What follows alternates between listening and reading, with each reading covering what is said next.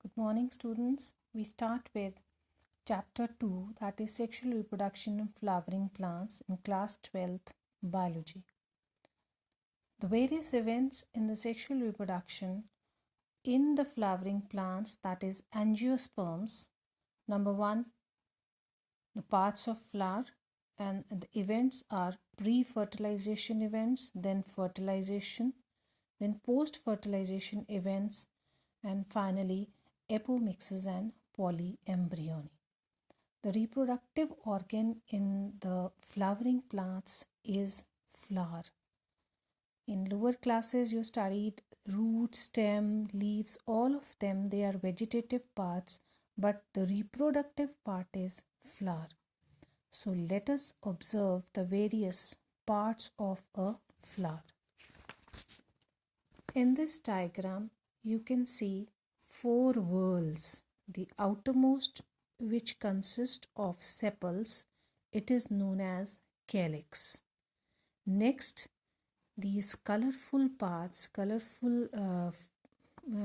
can see in various flowers, these are known as petals, and the whorl of petals is known as corolla. So outermost calyx, next one corolla.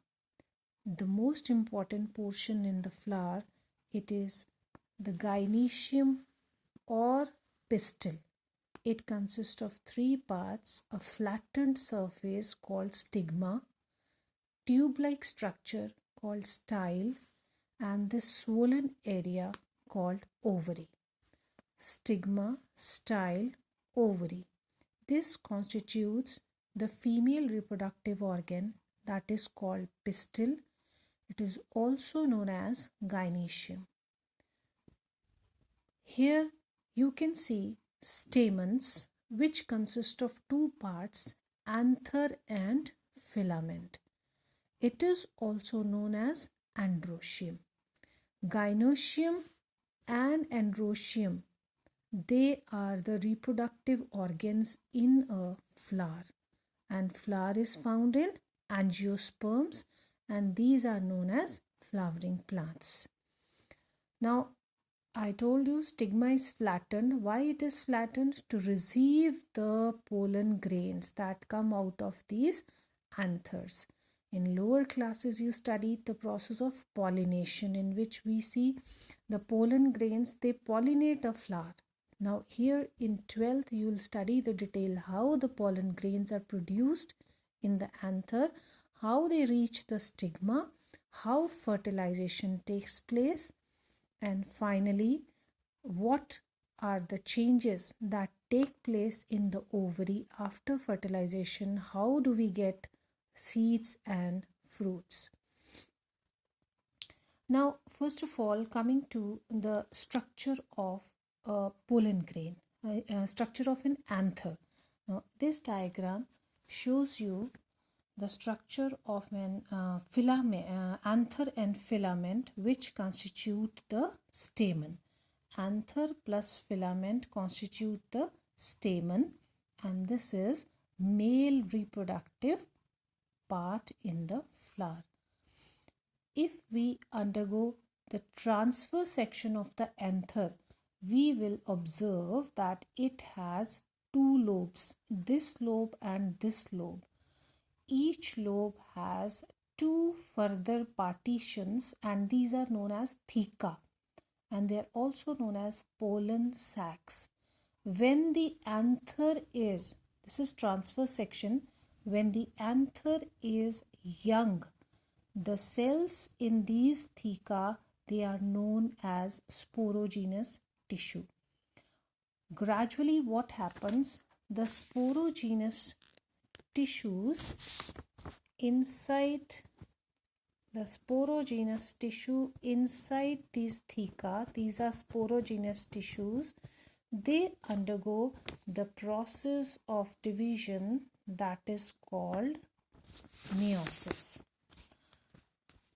Meiosis you have studied in the lower classes. In meiosis, it is meiosis 1 and then meiosis 2. Meiosis 1 is reductional and meiosis 2 is equational. That means each cell of this sporogenous tissue, this is a transverse section of an anther and it has two lobes. This is one lobe, this is second lobe. Each lobe has two theca. Now the cells of this theca in the earlier stages, it is filled with the sporogenous tissue, and the cells of this tissue, each and every cell of this tissue undergo the process of meiosis. In meiosis 1, the chromosome number of each cell is reduced to half. The whole stages of meiosis, all the stages of meiosis we have studied in class 11. And each cell, now this is one cell of sporogenous tissue. This cell undergoes division, it produces two cells. If it is 2n, the chromosome number will be reduced here, and further again 2 more cells will be produced and all of them will be n. So this is reductional division, this is equational division. So one cell of the sporogenous tissue produces 4 cells, and each of them, it is called microspore, and this microspore undergoes maturation to produce pollen grain. And what is the structure of a pollen grain?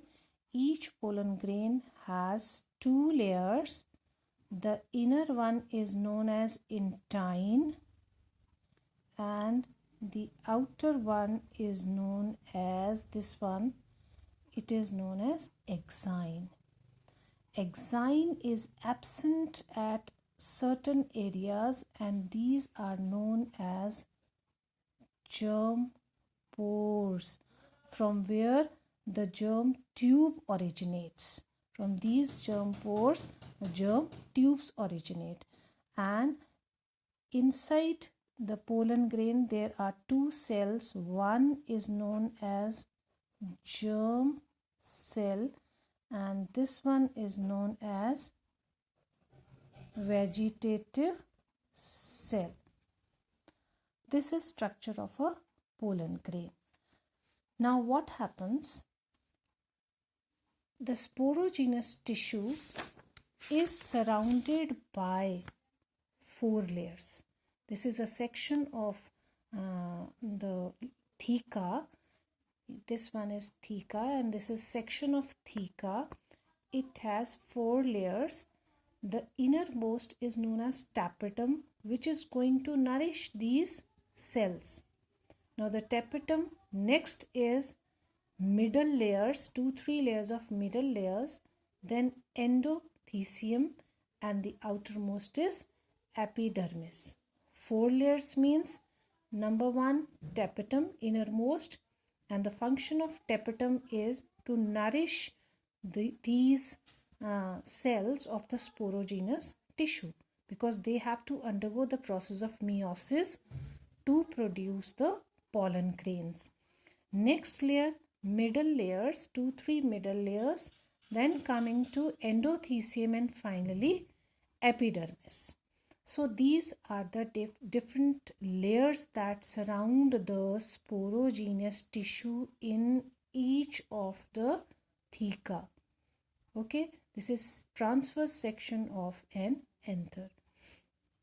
Then after that, this complete process in which the sporogenous tissue undergoes meiosis, these cells of sporogenous tissues undergo meiosis to produce the pollen grain. This complete process is known as microsporogenesis. Microsporogenesis means formation of pollen grains. So this completes microsporogenesis.